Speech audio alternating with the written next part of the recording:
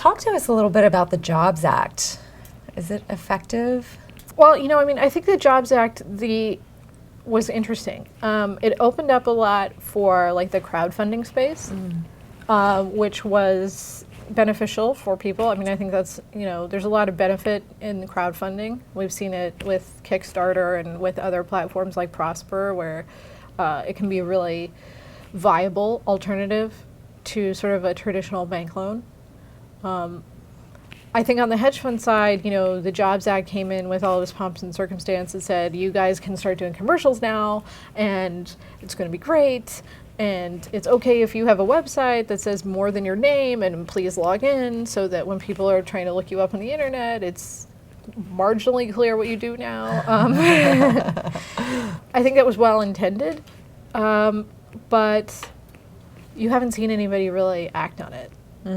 I wonder why. I think the other part of it is that the SEC and the CFTC pretty obviously were not on board with those provisions. Okay. And so the way it goes is you can do it, but then you open yourself up to further scrutiny because you're still only allowed to do it within certain parameters. And so I think people have to make that sort of individual business decision in terms of whether or not that's worth it. Right.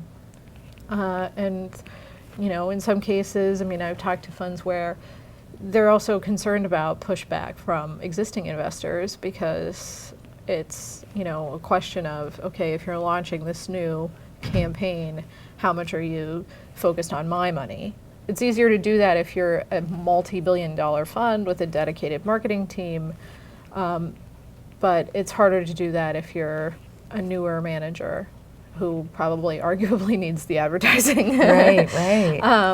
It's a problem, I imagine. Yeah. So, I think it's just going to be a thing, one of those things where people kind of work through it from a business decision perspective. And I would say people are probably waiting to see those first 10 cases go out and see what happens before they want to dive in.